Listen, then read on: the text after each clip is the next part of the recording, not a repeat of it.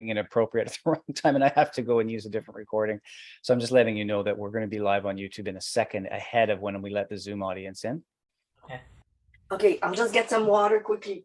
And I had a plan to hold up some. And I have to go and use a different recording. So I'm just letting you know that we're going to be live on YouTube in a second ahead of when we let the Zoom audience in. And it looks like we are live on YouTube now. Welcome everybody there. Just give us a moment and then we're going to get started on Zoom. Nice to see you all here. Merci, and nice to see the YouTube stream working a little better these days than it did before.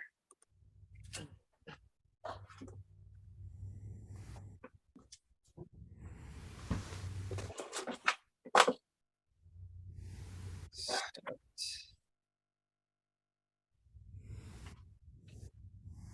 Okay, welcome everybody. Just letting our audience in here slowly. Welcome to those of you who have joined us on YouTube. Welcome to everyone who's viewing this for the first time after the fact, whether it's tomorrow or a year from now. I'm going to demonstrate the YouTube channel in a second so everyone gets an idea. I'm just going to go through a little introduction here. I'm Derek Auger, Executive Director with Conservatory Canada, and welcome to the Friday webinar. Okay, just 1 second here. Let me go to our YouTube channel and demonstrate for everyone where to find things. And then I'm going to introduce today's guests.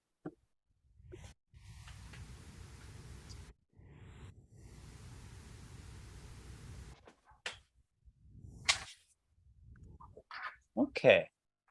Just going to share my screen for a moment here by way of introduction, just so everybody knows where we're at with the YouTube channel. This is where we're simulcasting live right now. You'll see in the live spot there right at the top of the channel. And then you're going to see all the different uploads here over the past week's webinars. And I have a lot of webinars uploaded here from last year, in fact, and even before. And the homepage of the YouTube channel is a little bit chaotic. It's hard to find things in order. And so I've organized these all into playlists. You can see me here hovering over the playlist tab here, right I'm in about the middle of the screen. If I click on playlists, you're going to see the various playlists that I've put here. Super Score webinars. We had George Litters last week. You'd find his stuff there. Webinar replays, mock exam webinar replays, mock exams, of which I'm going to deliver one next week. New teacher webinars, the bottom right. And then in the bottom middle here, you're going to see music by women and BIPOC composers. And that's where this webinar today is going to end up.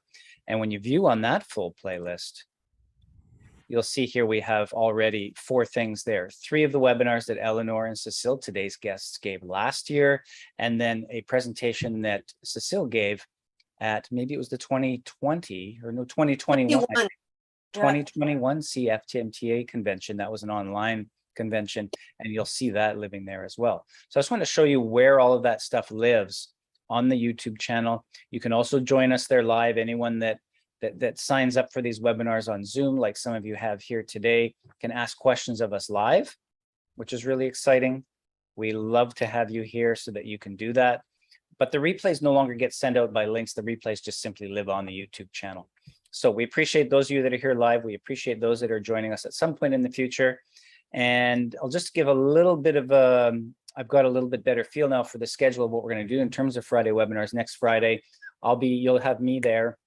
And I'm going to give a mock exam that I recorded last spring, grade 3 classical piano.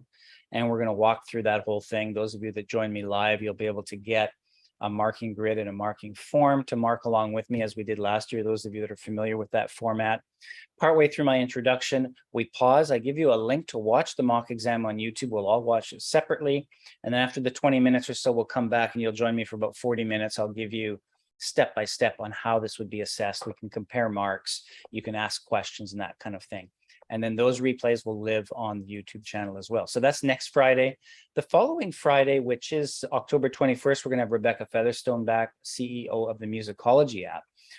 For those that are interested in still doing a bit of online teaching, whether you have a hybrid model out of your studio or you're teaching more online still, or especially expecting that through the winter. Musicology app I've converted to about a year ago now, and I just love it. If I have an online lesson, it's the only thing I use now. I don't use Zoom anymore. It's just so natural to have a back and forth conversation with a student. I can interrupt them while they're playing, all sorts of other things and features there that she has an updated presentation she's going to give us in 2 weeks' time. And then the week after that, October 28th, what's happening? Elaine Keeler, Dr. Elaine Keeler, who lives in Ottawa, Professor Emeritus at, it must be at Carleton, I believe. Yes, it is. So it is. Yeah. She's going to give us a presentation from her forte piano. She has a forte piano in her home, and she's going to talk about performance practice from different periods there. I think that'll be very exciting. And then I'll announce here for the first time, Friday, November 4th, Dr. Gilles Como of the Pedagogy Research Lab at University of Ottawa is going to join us for the first time. And I'm very excited to hear his presentation about the research and why, as studio teachers, we should be interested in piano pedagogy research. And we plan to have him back a couple of times throughout the year to talk about other things. So I'm very excited to have that. And then we have other things planned throughout November. I'll reveal those to you in time. Keep an eye on your inbox for registration links if you want to join us live. Keep an eye on the YouTube channel, CCTV, and then also keep an eye on the teachers Facebook page. And then I'll also mention too, we have a contemporary idioms piano teachers group that meets about once every 3 weeks or so on Thursdays at noon Eastern. That's a live group of interested teachers that want to learn more about contemporary idioms piano. Our director of teacher outreach, Don Keim, directs those meetings. I sometimes join just for the first little bit to say hi to everybody. And the next meeting for that, I believe, is October 25th. Let me just check my calendar here. I think I'm wrong. I think it's October 27th. And I'll put that out in an email, the next email that goes out next week to everybody, so that you can have that link. You can put that on your calendar if you're interested. We have a few teachers that got a good momentum going with that last winter and last spring, and we have started that group as of this past couple of weeks. And then today's guests have been here with us before. First time this year, Eleanor Gummer of One Eye Publications. I'll put links in the chat box for those that want to check out some of these things. Really great publications, including a beginner method, but also Eleanor's been doing a lot of work and partnering with Cecile. Cecile's also one of our CC examiners, looking at music that's been forgotten or suppressed, music by women composers mainly, and also BIPOC composers. And they're going to talk to us today, I believe, about Hedwige Chrétien and Laure Choisy. Am I saying this right, Cecile? Yeah, Laure. Yeah. Laure. I'm working on my French, my French diction. They're going to have us here for the next hour, or maybe even hour and a little bit. I know you're going to enjoy their presentation about performance practice as it relates to this music that Eleanor is publishing. And so, Cecile, Eleanor, thanks for joining us today. And I'm going to turn it over to you to take over here now. Thanks, Derek. Thanks, Derek. It's great to be here once again. These Chrétien and Choisy are totally new composers for me. I'd never heard of them before. And I have to admit, I'm absolutely delighted with the music. It's really is wonderful teaching material, great addition to studio repertoire. As a teacher, I'm always looking for something new and different. And if I'm sending a student into a competition or an exam, I like to send them in with something that maybe the examiner or the adjudicator has never heard before. It's just something fresh. And I find discovering new music keeps me fresh as a teacher as well, rather than regurgitating the same old, same old, same old. So Hedwige Chrétien, 1859 to 1944, was born in France. Her father was a famous violinist and her father a distinguished engineer. She studied at the Paris Conservatoire with Ernest Giraud, excelling in harmony, fugue, and counterpoint. And I think you can see a lot of these aspects in her music, which we're going to come to in a minute. She studied organ with César Franck, who was impressed with her improvisational skills. At the Conservatoire, she was the recipient of many prizes, including first prize of the Society of Composers, and this was the first time it was ever awarded to a woman. She went on to teach at the Conservatoire, but resigned after 2 years due to health reasons. In 1889, she was named an academic officer of the L'Ordre de Palme Académique, and then promoted to officer of public instruction. We know very little about her personal life, but she was a prolific composer of more than 150 works, including piano pieces, songs, ballets, orchestral chamber works, and 2 one-act operas. So, like many of the composers, was well known in her time and was, popular composer, and then gone. So I'm going to introduce, we're going to talk a little bit about the six Petite Preludes Recreatifs. And these are in the Conservatory Canada, grade 2, grade 3, grade 5. So I'm going to present the first one, Près du Ruisseau, near the stream. And let me just screen share here so you can see the music. Give me a second to pull this up.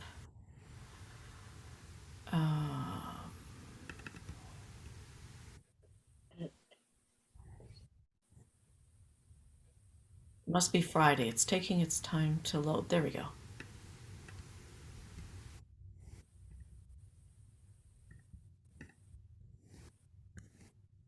Oh dear. What's going on? Okay.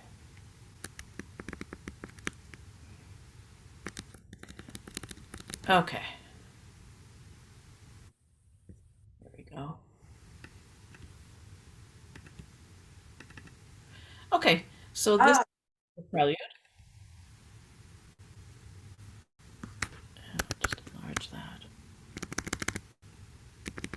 Okay. So as you can see, a lot of tied notes. I'm going to play it for you.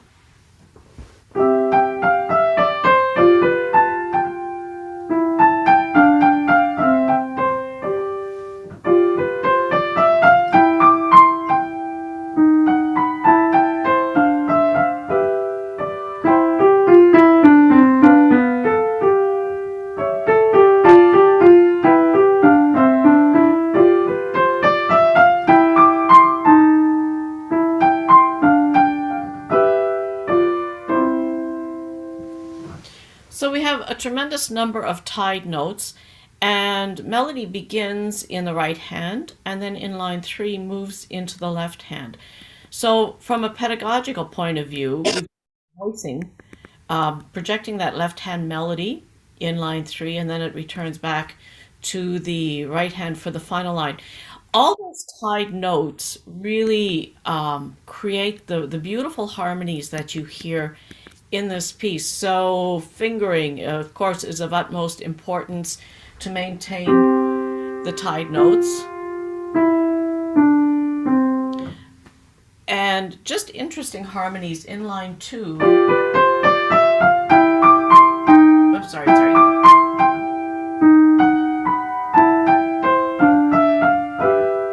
Absolutely beautiful colors in the piece. The third prelude is similar, and let me just scroll down to that. Petit Nuage. So again, similar pedagogically. These are both grade 3 level.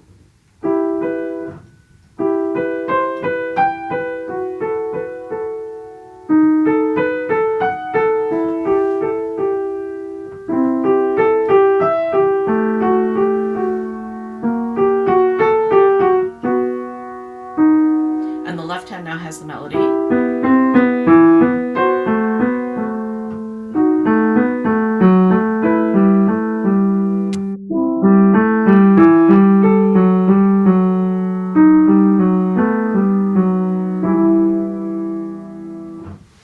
So very similar in character to the first prelude.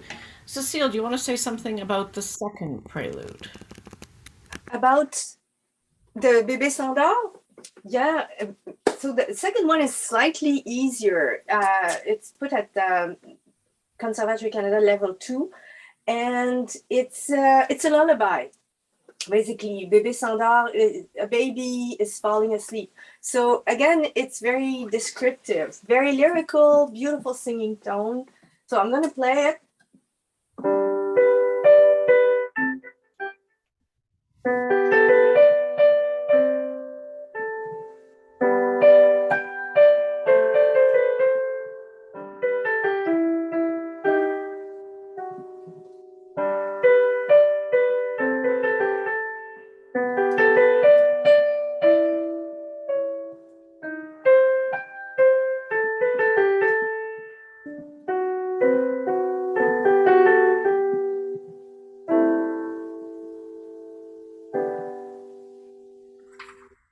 So again, a really beautiful, calm piece. the melody in the right hand, the left hand accompany. Again, we find the same kind of beautiful harmonies, just different colors. Work on the legato. What I found mostly is I'm stricken by it's a perfect piece to teach the flexibility of the wrist. It's mostly legato, but if you look at bar 4, you get the down up movement of the wrist that I find really important. And as I teach at university, I can tell you that the very often this is something that students haven't been made aware of. That movement that creates that special sound that you find often in Mozart, Haydn, Beethoven, and that's so expressive. I think, Cecile, also what you sometimes get is That's it. Yes, the bounce, the bounce, the Or- trampoline thing.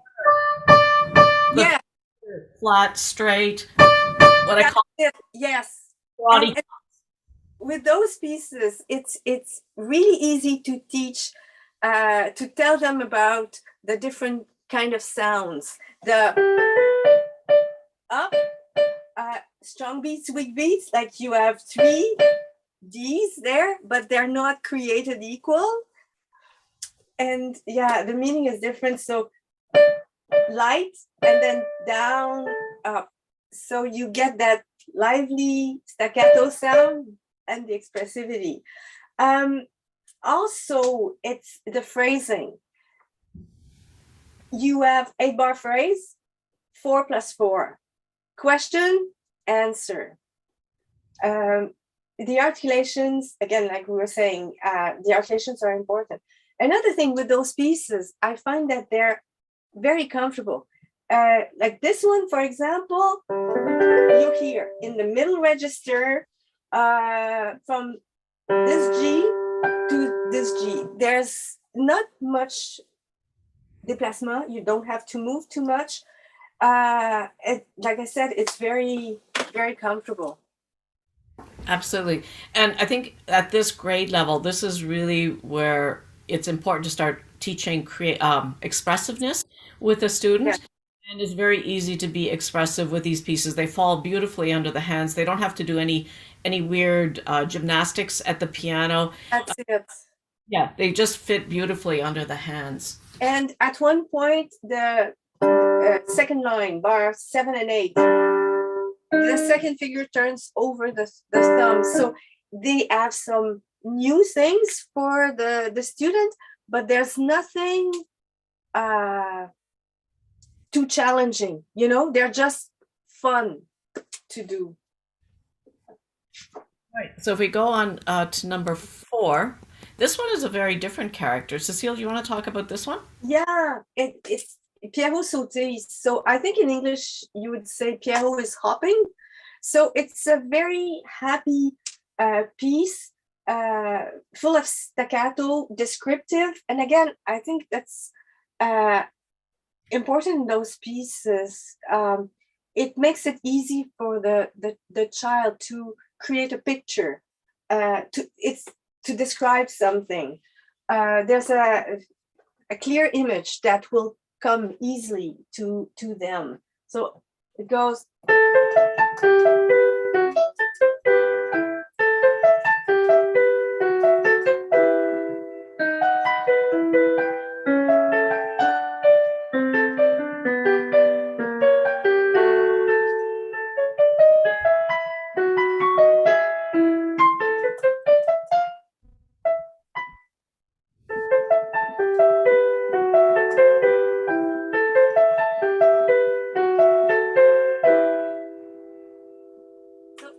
It's lovely. It's fun to play.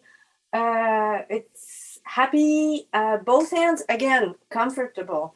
both hands are in treble clef, which is interesting. I have to play the left hand in treble clef.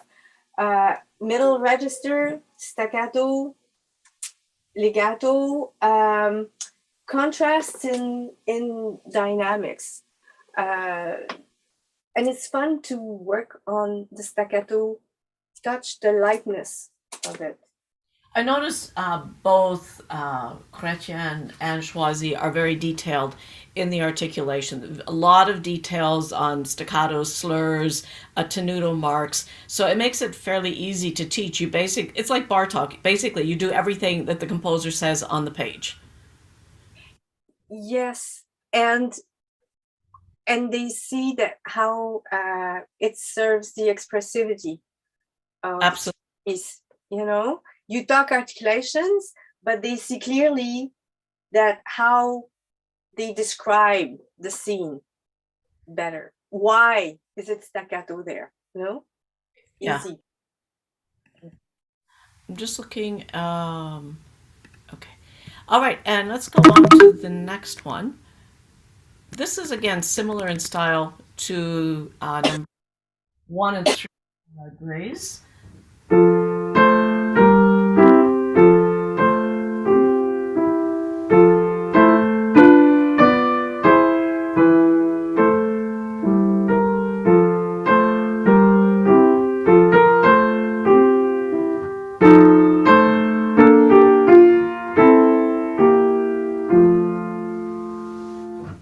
So again, tied notes, a very legato sound, but the harmonies, for instance, in line 2,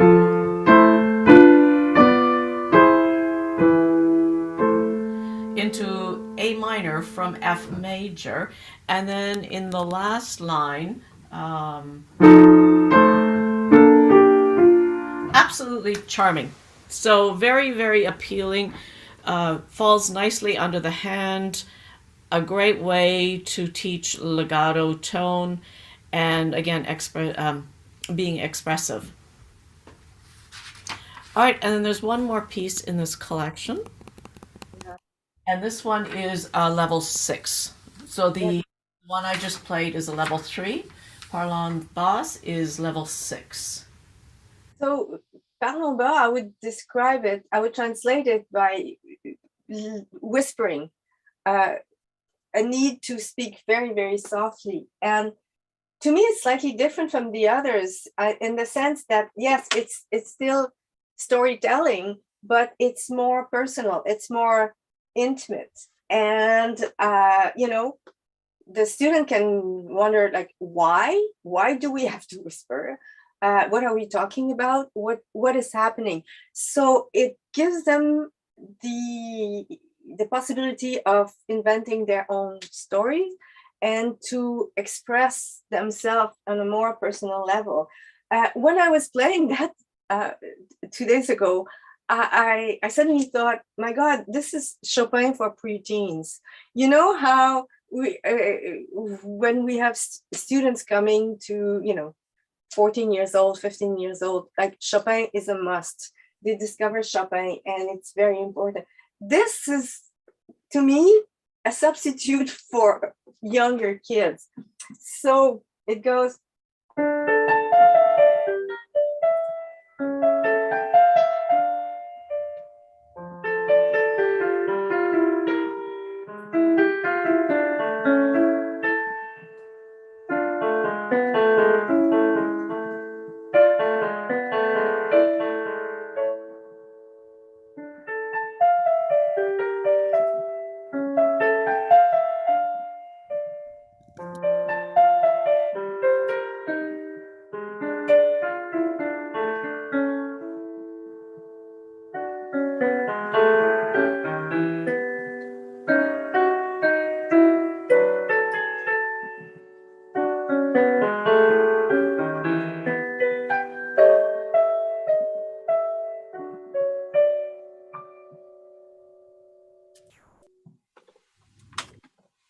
Absolutely a charming work, and I love the way the melody goes back and forth between the right hand and the left hand. Yeah, again, middle register, not much stretch. It's a beautiful piece to talk about the phrasing, the shaping of the phrases. Where are you going? Legato touch. Yeah, I love that piece. Very, very beautiful. All right, let's move on to the Sonatines by Chrétien. And let me pull up the score.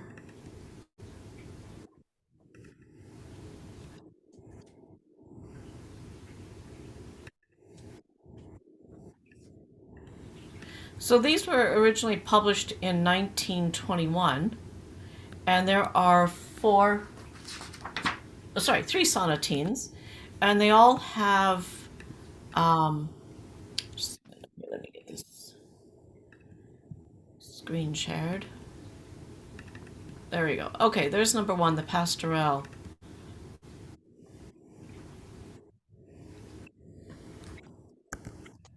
Yes, so the pastoral, the first movement is Allegro tranquillo, in G major, calm, serene. Again, the phrasing is really beautiful and nice singing tone. So, And this is yeah, sorry, this is level 4, the first movement. yeah, thank you.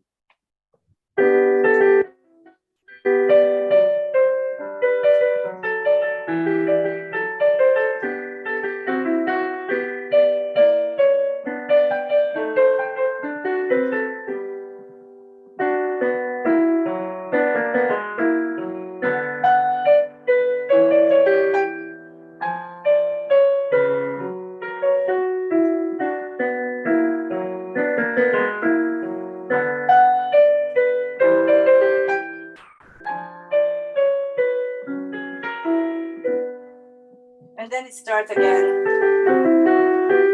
So that gives you an idea. So again, exchange of the voices, beautiful legato, articulations. And again, she used a lot the wrist, that flexibility of the wrist that serves the musical expressive purpose of the piece. Just find they're a nice alternative. I love to teach sonatinas, but once you've taught Clementi for the 600th time, it's kind of nice to have an alternative. And I think the harmonies are very appealing. They're a little more modern and a lot of appeal for young students and Yeah, recital pieces. the Untitled is at the level 3. Again, very lyrical and expressive. 4-bar phrases, 2 plus 2. We find a question answer pattern.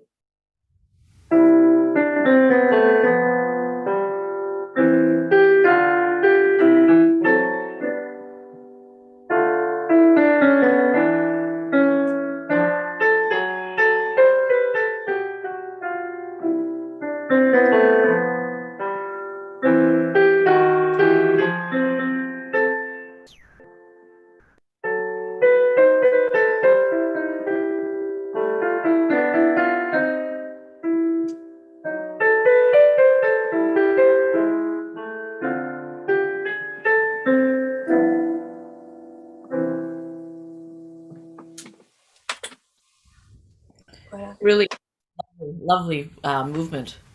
Yeah, very expressive. And again, it's the student who can express his or her own emotions.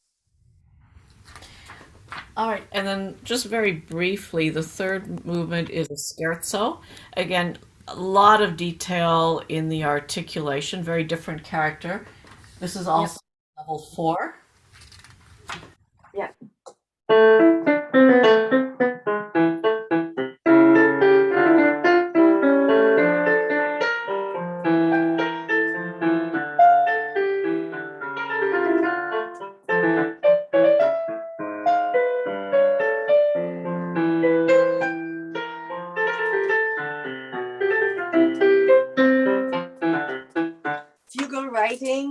lots of fun to play. Like you said, Eleanor, a mix of funny rhythm, upbeat, lots of staccato. It's just fun to play. And also, later I didn't play this, but you have passages like. Okay, so it's a scale, but it's a fun way to for students to play scales, to apply their scales into a piece. Absolutely. And then if we look at, we should maybe just mention the finale. This one is a level 3.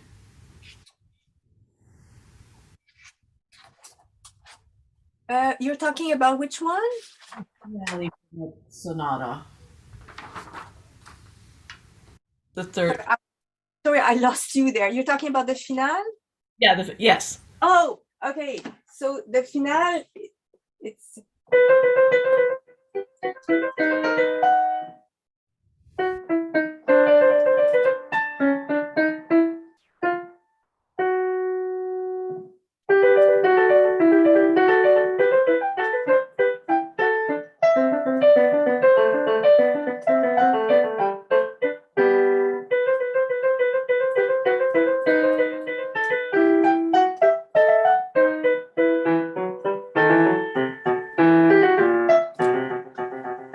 So to me, it's the beats, strong beats, weak beats, that keeping the rhythm clear. And I love this. Evenness of the 16th. It's students, they love to play fast. And again, it's so comfortable. It's easy to play evenly those 16 notes. Yeah, really a good movement to prepare for trill playing as well. With all trill playing, yes, absolutely. Practice for trills. Yeah. The next sonatina is very different in character. Really, really lyrical. This is a level 6.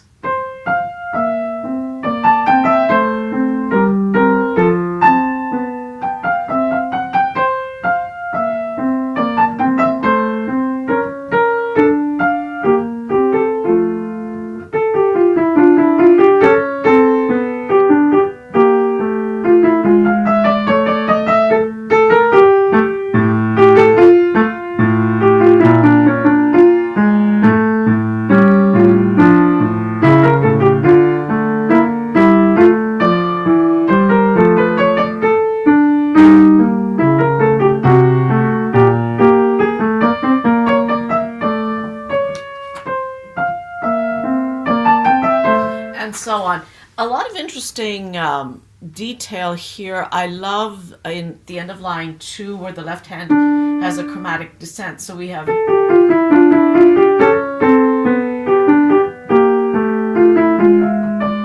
So there's a lot of interest in what the left hand does. It's not just. She really creates independent lines. And here. At bars 16, all of a sudden we have the extra voice in the left hand. Sorry.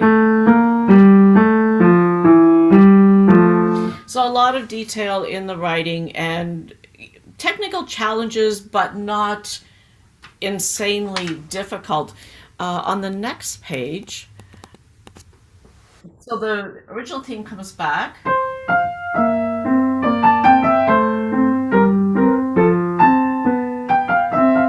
And then she changes it up.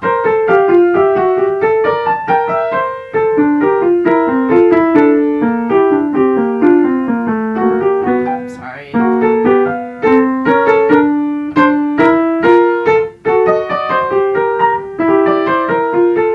And now the theme comes in the left hand.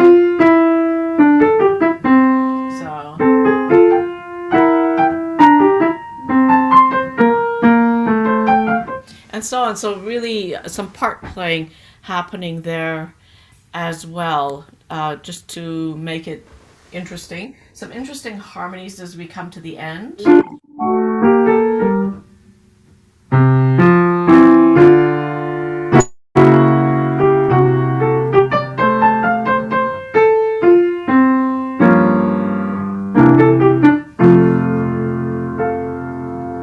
So unexpected through that. The second movement is a level 5.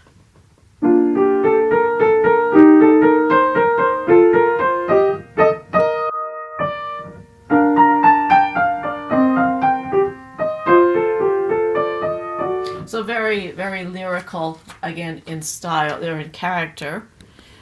The third movement is a real change, a minuetto, and it's rather charming, actually.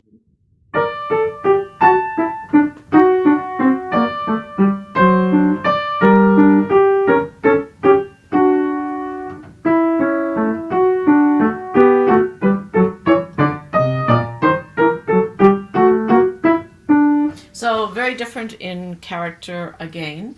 And that's level 5 also, right? 5, correct. Yeah. And then the final movement is a level 7.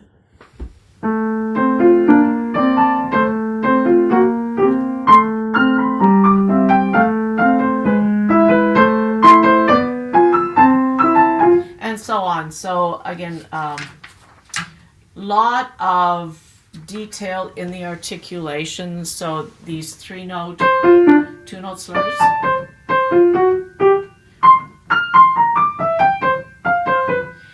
But sustained notes in the left hand, and a lot of action when you get into the next page.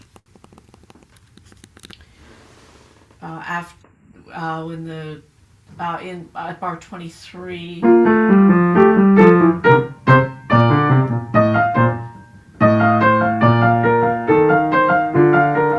A lot of different things happening technically, so there's really a lot to explore in these sonatinas. So the third one is actually my favorite. Joyeuse Nouvelle, happy news, and it's such a happy sounding piece.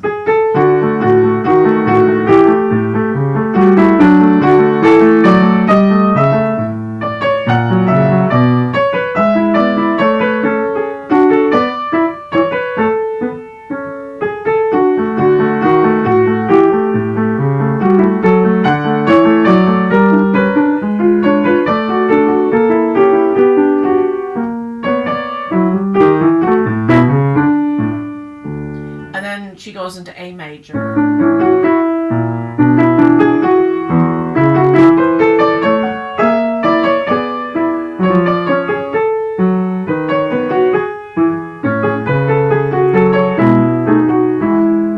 And so on. It's just, that's a level 8, but it's just a beautiful, charming piece, and I really can't think of another piece that's similar in character. No. In terms of sonatinas. These are very fresh.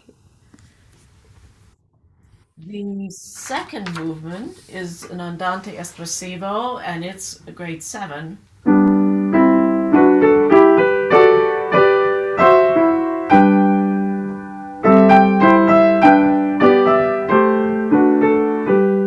So beautiful legato playing, very, very expressive. These are great for a student where you're trying to teach them to be expressive, but also for a student who's very musical. They would really love to play these pieces. Scherzo is a Conservatory grade 5. Again, a lot of detail with articulation. And I just saw a question quickly appearing. The first movement was level 8. correct. But he was asking, yeah. And then the andante espressivo is 7. The scherzo is 5. And Cecile, do you want to talk a little bit about the finale? The last one, yeah, which is level 8 also. The finale, again, we were talking earlier about scales and arpeggios that are not necessarily the favorite things for students, but this is, I found a lot of a fun way for them to practice their scale. It's in D major, allegro giocoso, so very happy. Let me get rid of this. And it goes something like, that's better.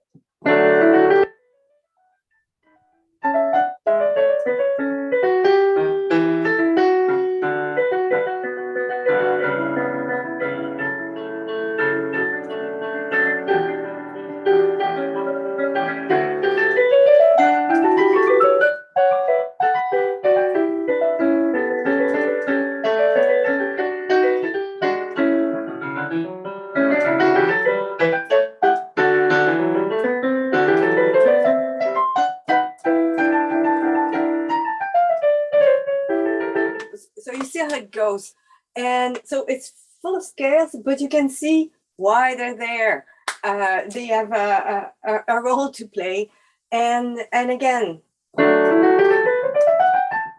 it falls well into the hands. And I love that part.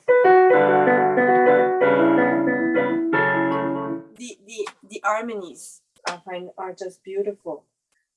So when you start, this is one of the pieces as I was playing them, thinking, okay, what is there? What should I say in terms of what is there to teach? What are the most important elements to teach? I would just play and end up at the end of the piece and think, oh, okay, I have to play it again with that in mind, because it's so easy to get caught in it. Yeah, I think that covers it. The harmonies you mentioned, how you love. Yes. Yeah. I mean, it's really a good introduction to Impressionist music, where you have the seventh chords that we really, usually a student has to be at least grade 7, grade 8 level before they're introduced to Impressionist music. So these are sort of across a mixture of romantic and Impressionist 20th century harmonies. It really allows the students to experience a new sound, new harmony. Yes. In a very appealing way. Yeah, I find. So those, you said that they were published in 1931? No, originally. And the Prelude were 31, and those 21. That's it. Okay. Yeah. And then let's move on to Laure Choisy. Yeah, Laure Choisy, for me, it's an interesting story. It started with this old book, actually. Eleanor and I we did a presentation last July for the Ormter conference. And it's very appropriate that this is, the title of this presentation is New Composers, New Pieces. Well, it was lots of new stuff and new things. We met live for the first time, which was a really, really nice experience. And to do a presentation like that together in the same room. And so I met a woman there, and we discovered that we were coming from the same town, Sherbrooke in Quebec, and we had the same first teacher. And so she asked me at one point, did you play any pieces by Laure Choisy? She said, did you play something by her? And I had totally forgotten about this. And she said, I love those pieces, and I've been looking forever to find that. And I thought, my God, I think I still have that book. So I came back home, but I could remember how I loved playing this. So see, it's as my name, and it says 5th grade. So I talked to Eleanor about it, and we started looking, and we found that there were those 6 pieces on Petrucci that I didn't know about that. So anyway, so Eleanor published that a few weeks ago, and the Pour l'adolescence is following. It should be out today from the printers, and I'll put it on the website this weekend. And this composer was Laure Choisy was a violinist, and she was playing with the Orchestre de la Suisse Romande in Geneva. She was born in 1880, died in 1960, and I would love to know by which connection her pieces ended up by being played in Quebec in the 60s and the 70s at least. And then again, same story. She disappeared in a puff of smoke. Anyway, she wrote mostly pieces for violin and piano, but we know obviously of those 2 publications. 6 pieces were written and published in 1928, Pour l'adolescence much later, 1954. She was also very involved in theater. So music and theater were great loves. And she founded the oldest puppet theater still in operation in Switzerland, in Geneva, with a lady that was called Marcel Moignet, who was also a musician. They met in the early 1920s, started to put together shows for children, and established a cabaret. I know I thought it was a funny term for children, but it was called the Purple Flea. And then in 26, they presented a puppet show that was a huge success, so much so that they decided to found a company specializing in puppet shows. During the 1930s, their reputation grew across Europe. They were invited, among other things, to perform at the Paris International Exhibition. And following that, they became the puppet show, the puppet theater of Geneva, Switzerland. Now, Marcel Moignet was the artistic director, while Laure Choisy was doing everything else. She was the administrator, the writer, the composer, and the sound manager. She wrote comedy sketches and adaptations from well-known French books for children, among others. I don't know if you know of La Comtesse de Ségur, but she was a Russian writer who moved to France and wrote 24 books of stories for children that were a must for generations of children. And as herself as a writer, she also published children's tale that I would love to find. Anyway, so obviously she was a born storyteller, and her pieces for piano reflect that. So Eleanor, you're gonna start with La Danse des Poupées. Yeah, you know, it was interesting, just to interject a little bit. I was trying to find, like with Hedwig Chrétien, trying to find out a little bit about her personal life, and nothing. It's like these women just sort of existed, but we know absolutely nothing about their personal lives at all. There's just nothing. You know, if it's a male, No. a lot of information about them, exactly where they lived, what they did, who they studied with, and with these women, you know, there's so little information about Their them. lives were erased. It's they were not good role models. So Yeah. Anyway, we do have their music, which is wonderful. yeah. So this is the Danse de Poupée, and this is a level 3.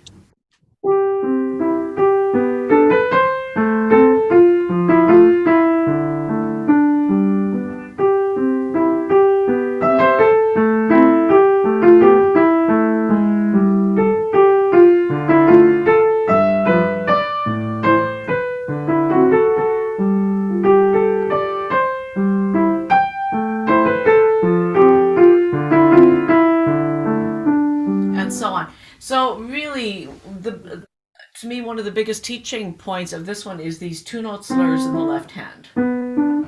Yep. In wrist motion. So there's down, up, but the loose wrist, firm fingertips, however, to get the sound, because if the fingers are flabby, you get a very sound. So firm fingertips.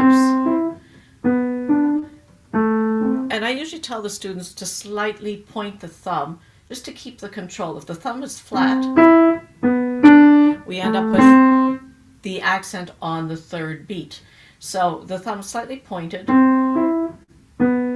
allows the hand to float. And then in the right hand, these 6-bar phrases in line 1, and then we have 5 bars in line 2. So the phrasing is a little bit irregular. However, maintaining that legato and the sense of the long line. So it's a fairly complex work for grade 3, but a great teaching piece.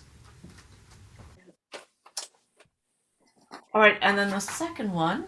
The second one is une histoire vraie, a true story. But again, we don't know what's the story. So it appeals to the imagination of the child. This would be, if I'm not mistaken, level 6 piece. So it's up to the child to think of the scenario.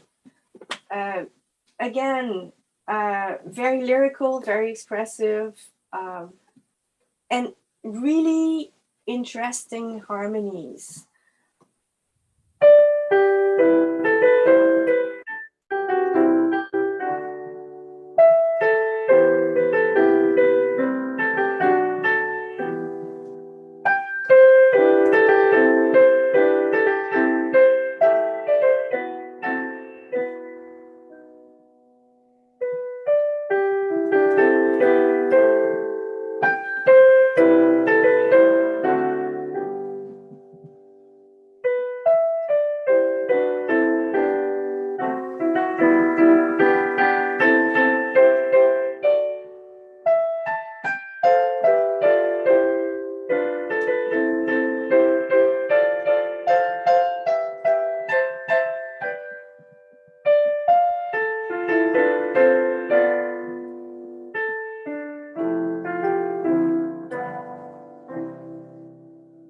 And then there's a canon.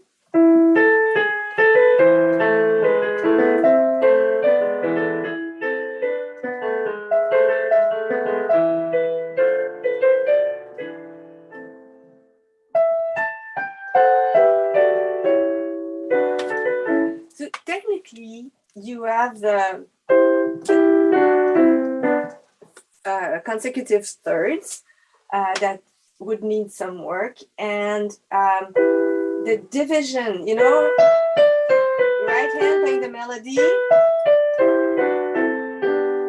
and so one needs to think about the fingering that would give that legato line, and that would enable the thirds to be connected sound wise. Some work. The pedal is important in that piece, I find, to just support that legato and the singing tone, and a few dynamic contrasts. So and again, it's the timing. For example, there's a fermata there, needs to breathe, breathing. While you're playing, according to the phrases, also that would be the perfect vehicle to talk about that. Cecile, as you were playing this, I thought about the title, A True Story, and from a child's point of view, especially when you get to the bottom line on the first page, where it's like when a child tells a story, they're trying to convince you this really happened. Oh, and the story gets bigger and bigger and bigger the more they tell about it. And what it reminds me of. It just sort of those crescendos. It's like this was this incredible thing that happened. Can you believe it happened? And there were purple birds flying, and they were dancing with the flowers. The child is going on about this story. That's just what I thought of. And then when the canon, it's almost like two kids arguing with each other about what really happened. So you could create quite a storyline with this piece. Yeah. Almost like it's exaggerating. Yeah, it's very interesting what you're saying about that, those thirds. Yeah, makes sense. It's so logical. Yeah. A bigger story and more fantastic. Yes, and that supported really well the vrai, the true adjective in the title. The one following is called Les Bavards, the chatterboxes. So you of course, this is really theater for me. It's describing two girls, two women who are talking, and there's a lot of contrasts in the music and sun and mood contrast. It says retenu, like slow down, back to the movement. It says happy and animated at the beginning. So it's very descriptive. Again, really easy. I mean, the student has to think about a story, think about it's the music describing an event, describing somebody. And it's up to them to decide what they see, what is their story. So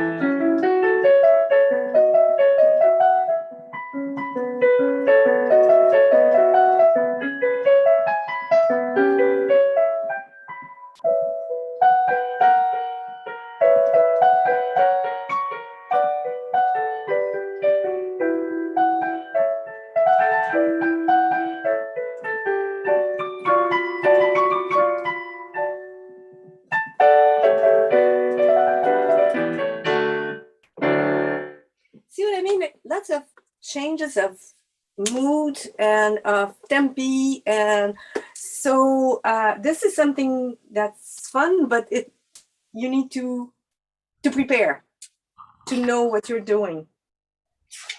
It is a level 7, I believe. Level 7, yes.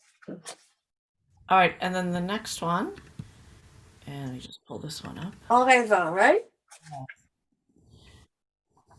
Give me a second here to screen share.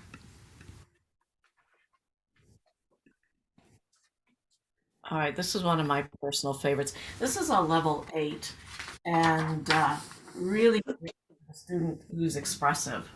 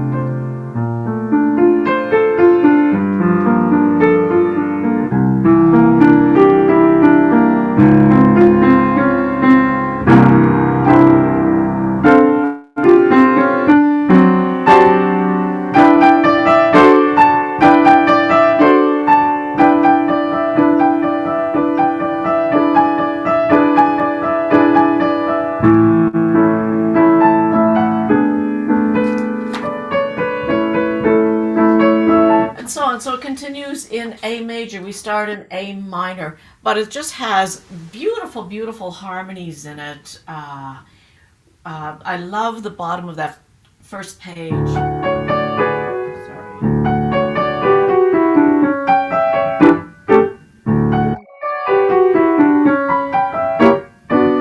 And then when you get into the second page, the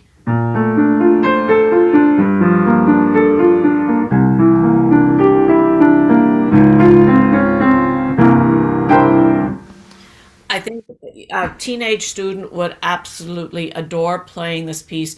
Great recital piece, great competition piece. Mhm. So that's level 8. And then the next The one, last one is Par un beau dimanche. les deux. Les deux commères. Yes.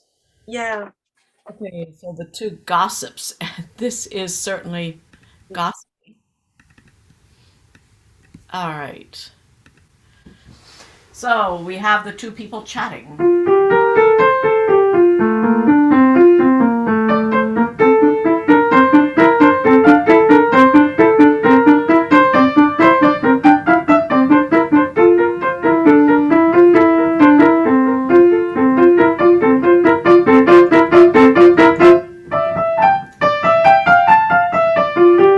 And so on. So a lot of articulation in this, and it's I think you can really hear the two people gossiping, and it just gets more and more intense as you go along.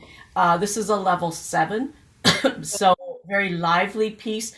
Um, Technical challenges. You've got staccato on the left hand, legato on the right hand, and then in line 3 it changes,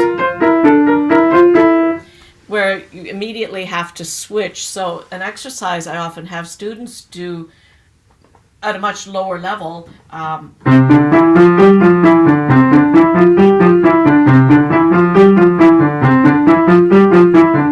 alternating the staccato legato between the two hands, switching back and forth. So that would again be a good exercise to prepare for this, because it's immediate from line 2 to line 3. The staccato moves from the from the left hand into the right hand. So a lot of articulation in this one, which is great. And then this is a level 7. And then the last one in this set. Par un beau dimanche on a fine Sunday. It's a little bit more challenging, so it has been put at the level 9. One of the challenge I find is, again, you're describing different things, one after the other, quick changes, and you wonder what that child is doing on a Sunday. To me, at the beginning, it sounds a bit like bells.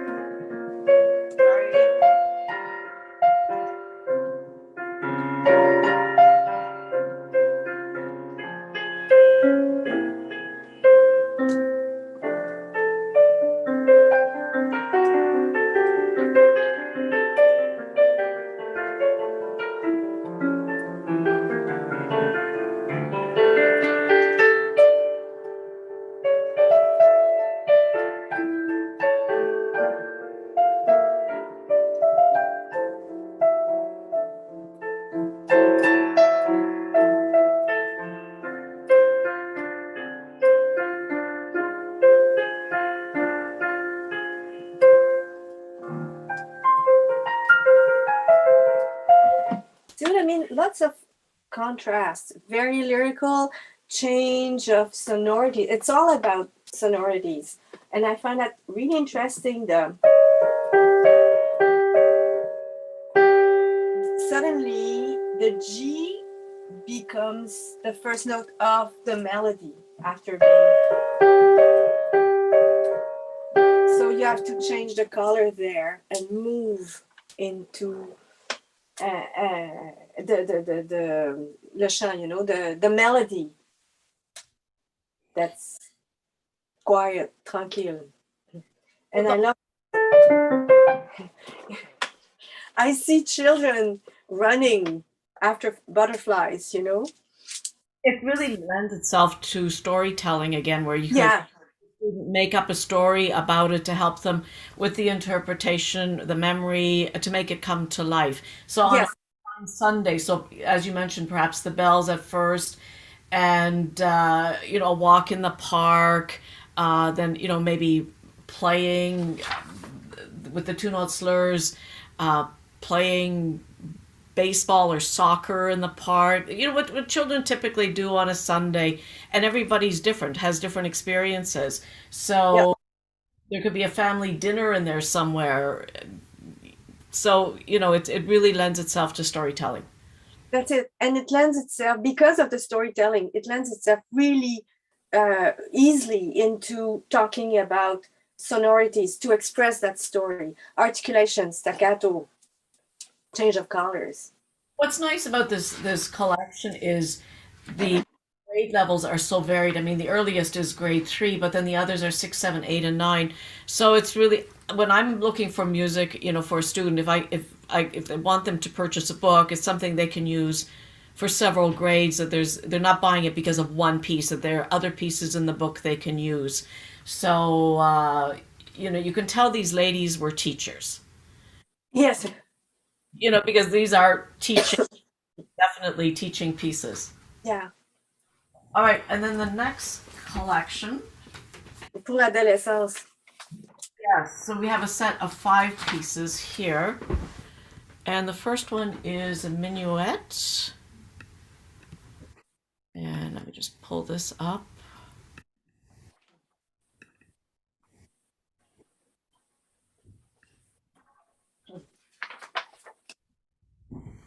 All right, here we go. Okay, so this is a level 8, and it's in ABA form.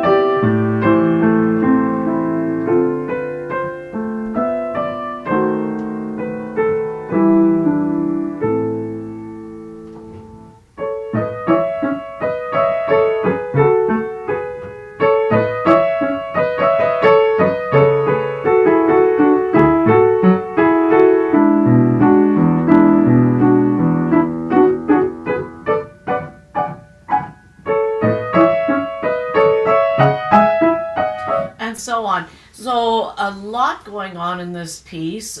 Definitely it's right hand melody. However, the left hand is so important as well.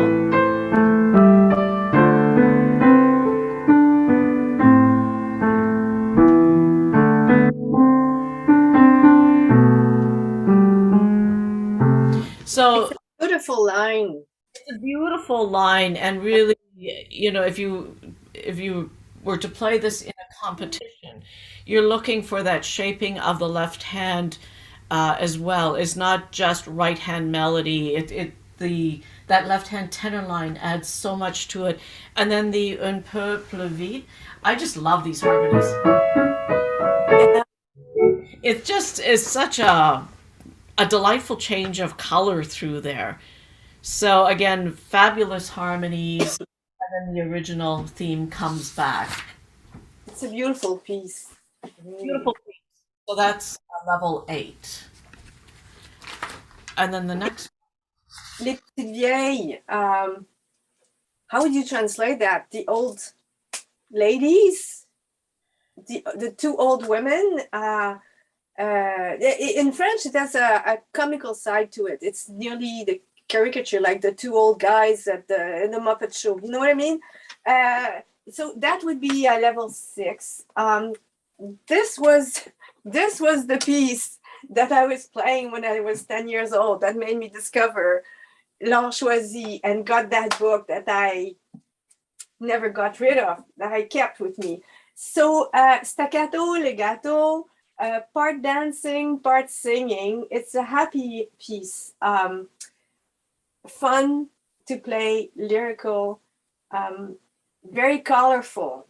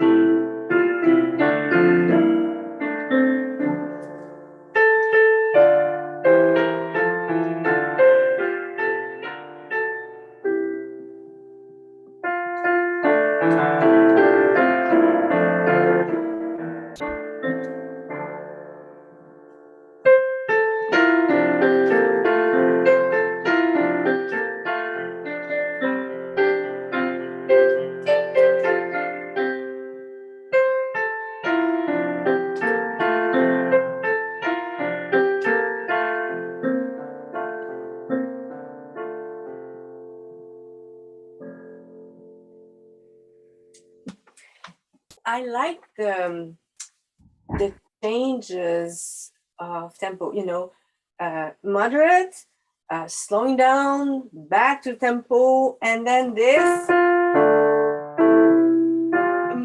slower, and then back, and at the end. So you can really, again, think of a storyline and follow them. There's a drone that's fun to play. I'm thinking, yeah, and the contrast between the jumpy and the very lyrical melody. There's room for lots of colors and contrast in music, and it's just fun to play. The next one is Sur la Belle Eau Bleue, on the beautiful blue water. And to me, it means it's it's for level 8.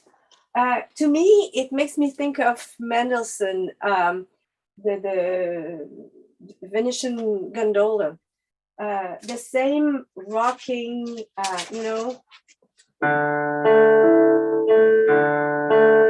in the left hand, more romantic, with beautiful singing melody, and very, very interesting harmonies. Again, you'll find change of tempis, ritenuto, back to the tempo, rallentando, slower.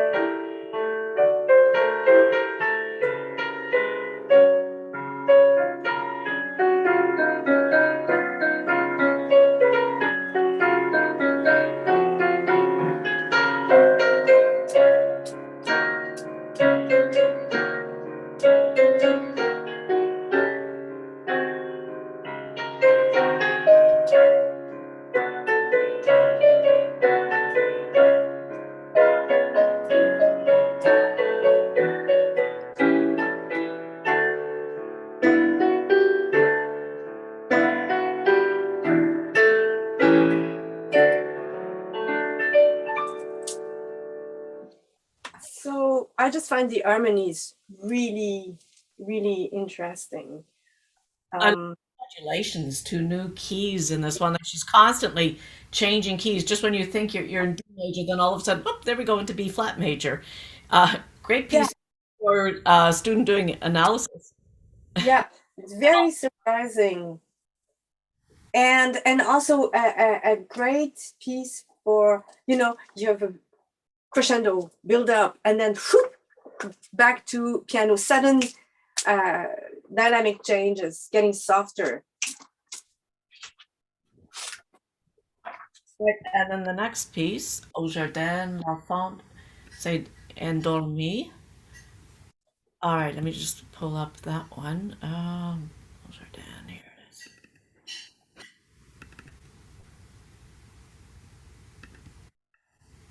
Okay, this is a wonderful piece for learning how to play in F sharp major.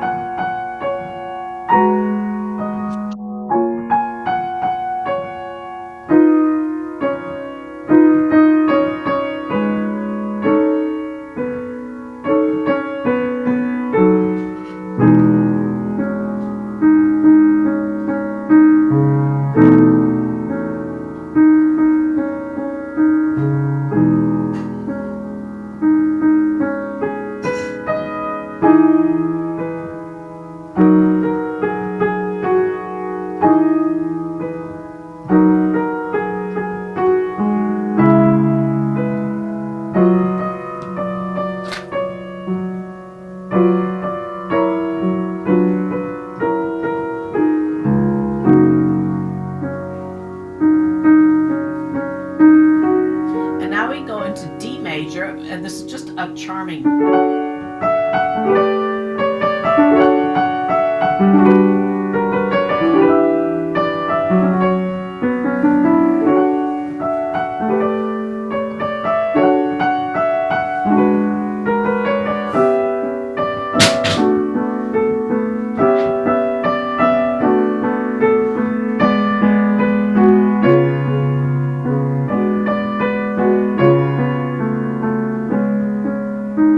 And then the beginning comes back. So a piece full of color, charm. It really isn't that difficult for F sharp major. Everything is sharp except a B sharp, but the sections also repeat, so it's not impossible.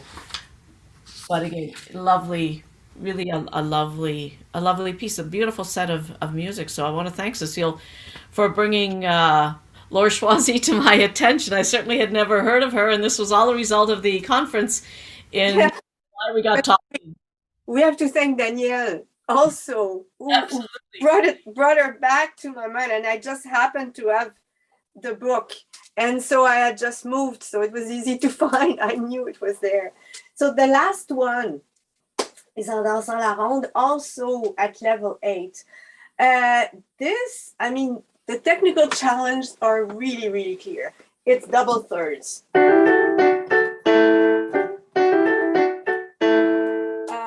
Rapid moves also, and you learn quickly that if you start too fast, there's a good chance you may hit a wall.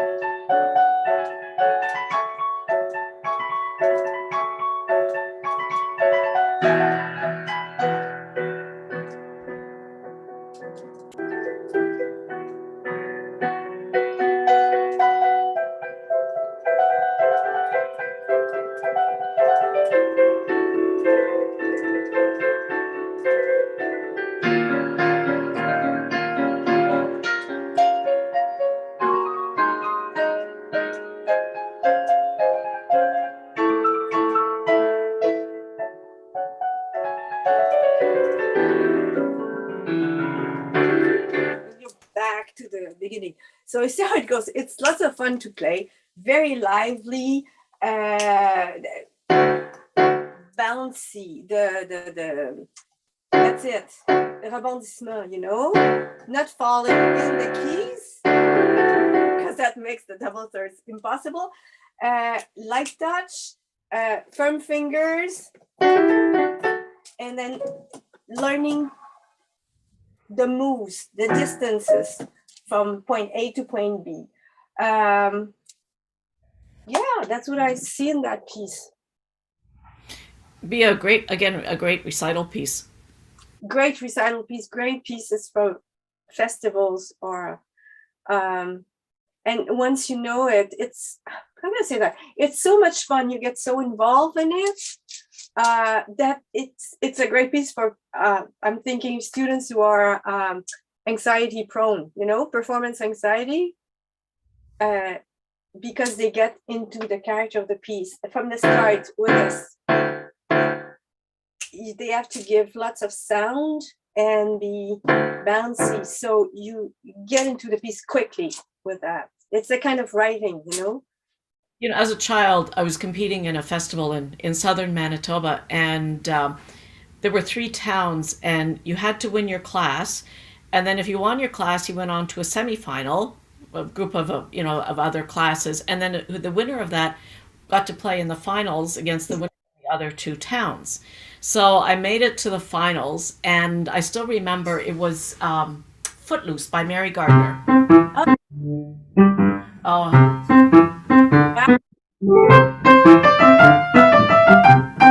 So I had in my mind this image of a clown in a park. And I had a whole story about the antics that were taking place in the park. And I got so caught up in the story that I forgot I was competing and that there was an audience out there, that at one point I almost started laughing. And then I realized, oops. Anyway, I won. So something about the story, you know, having a story, as you mentioned, for students that are anxiety prone, sometimes if you give them a story to think about, they're not thinking about themselves so much being in that situation, but they're thinking of a story and conveying the story, which makes them a much more interesting performer to listen to. Yes. You know, there's going to be a connection then with the audience when they're actually communicating something. So all of these pieces with Chrétien and Choisy, they really lend themselves to storytelling. Yeah. And sparking the imagination in the student, that it's not just about playing the notes and how fast can you play the notes, but the whole idea of trying to convey an image or a message, tell a story in your playing. Yeah, and it explains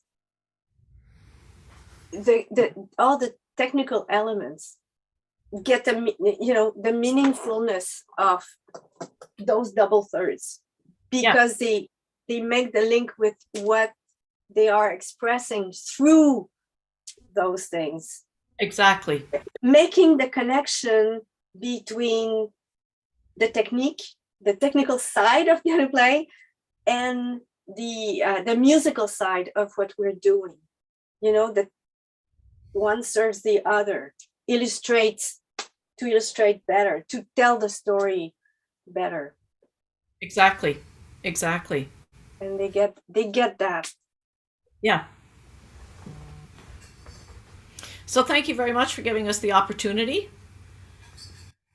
I am here in the background. Thanks both of you for being on the call. I think we have one more question maybe we didn't get to here in the chat box.